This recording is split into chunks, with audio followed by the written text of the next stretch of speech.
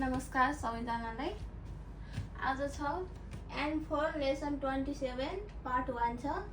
अब हामी सुरु गर्न गइरहेका छौं। खाई मास सुरुमा छ खाई मास। खाई मास भनेको पाल्नु। खाई मास भनेको पाल्नु। जस्तो हामीले घरमा कुकुर बिरालोहरू अन्य जनावरहरू पाल्छौं त्यसलाई चाहिँ खाई मास भन्छ। हासिरी मास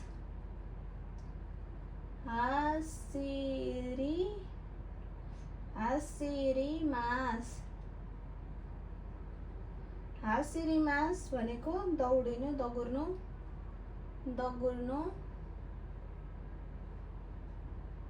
हासिरी मास भनेको दगुर्नु। अब छ मिए मास।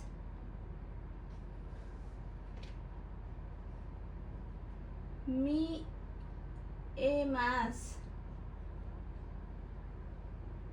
मास भनेको देखिनु।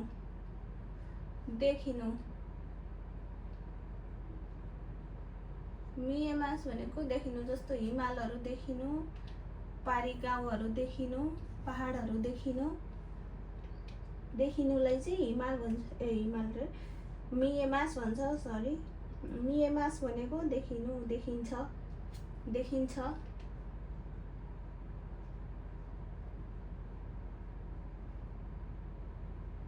अनि अर्को छ किकोए मास।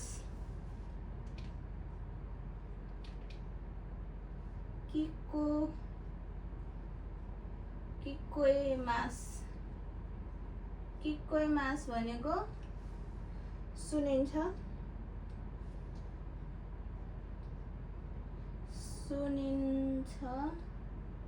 किकोए मास भनेको सुन्नु, आवाज सुन्नु। कुनै केही कुराको आवाज सुन्नुलाई किकोए मास भन्छ। अब रहेको छ देकी मास। देकी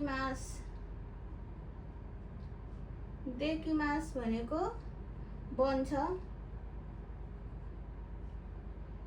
जस्तै बाटो बन्छ, मिचिगा देकी मास। अब छ हिराकी मास।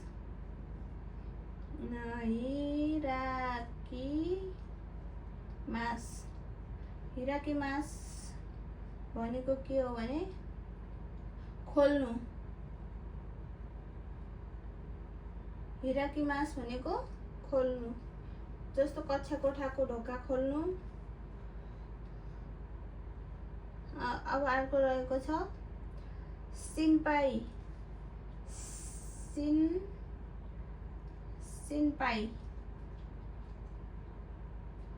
सिनपाई भनेको चिन्ता गर्नु।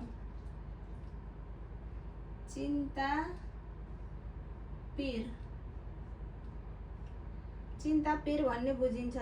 सिनपाई भनेको चिन्ता पिर।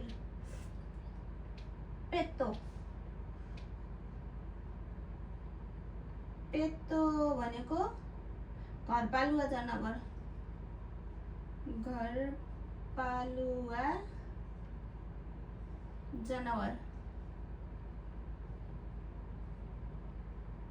पेत्तो भनेको घरपालुवा जनावर, गाई भैँसी अन्य। तोरी भनेको चरा, आकाशमा उड्ने चरा। जस्तो कुखुरालाई पनि तोरी भन्छ। कुखुरा पनि चरा नै भयो। आकाशमा उड्ने चरा अन्य सबैलाई तोरी भन्छ।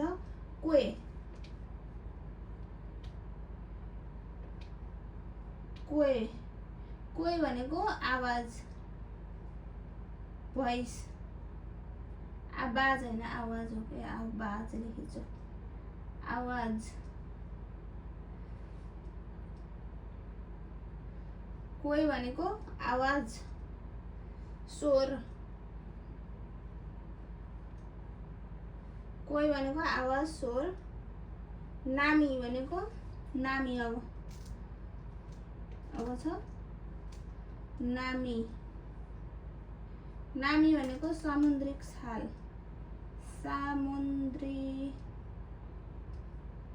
सामुद्रिक छाल।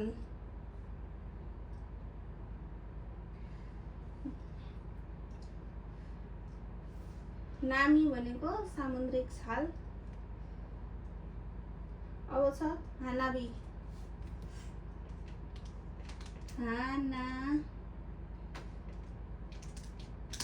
हानाबी हानाबी भनेको आतसबाजी। आतसबाजी हानाबी भनेको आतसबाजी।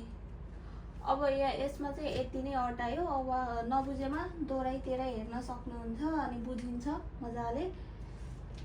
अब चाहिँ यो मेटेर अरु सुरु गरौँ।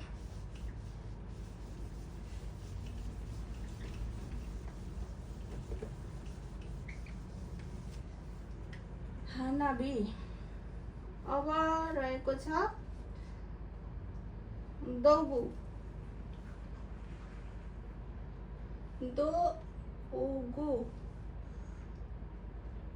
दौगु भनेको उपकरण। दौगु भनेको उपकरण, औजार, सामग्री जे भन्दा पनि भयो। दौगु भनेको उपकरण, औजार, सामग्री। कुरिनिन्गु।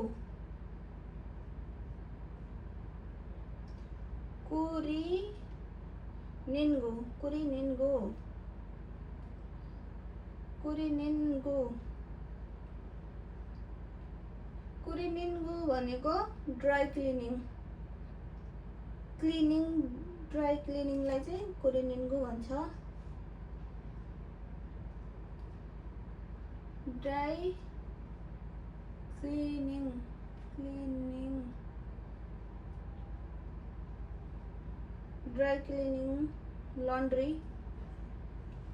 लन्ड्रीलाई कुरिनिन्गु भनिन्छ। इए भनेको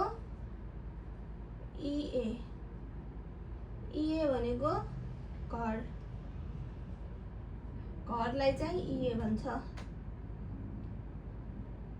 मान्स्युन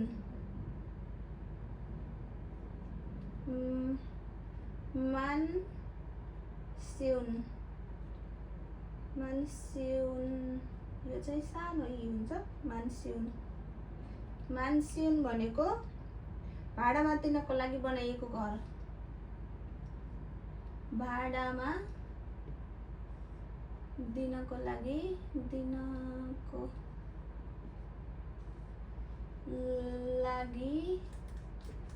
बनाइएको घर।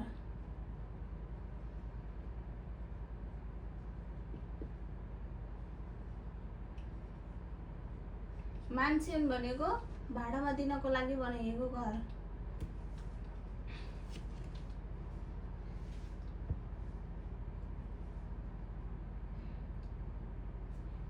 किचन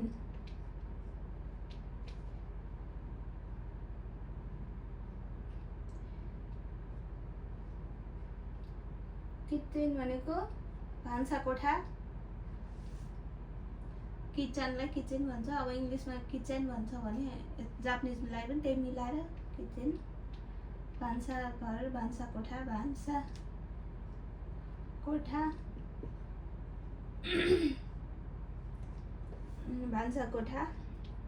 भान्साघर जे भन्दा पनि भयो। क्योसिचु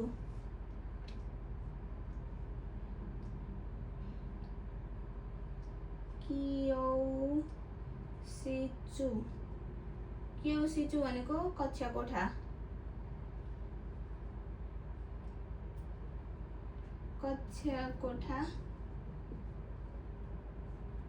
क्योसिचु भनेको क्लास, कक्षा कोठा। पातेरुमु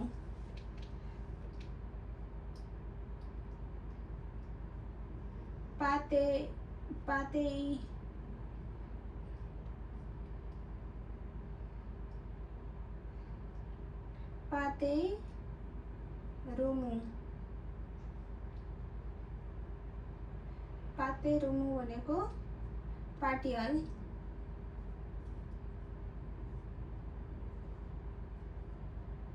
पातेरुमु भनेको पार्टी हल, पार्टी रुम। अब छ खाता।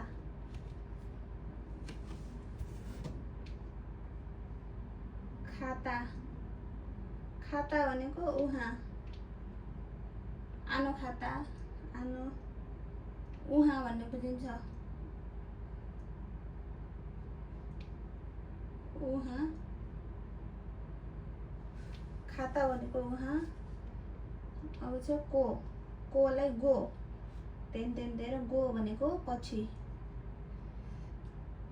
गो भनेको पछि। एउटा गो भनेको भाषा भन्ने बुझिन्छ भने यो गो भनेको पछि।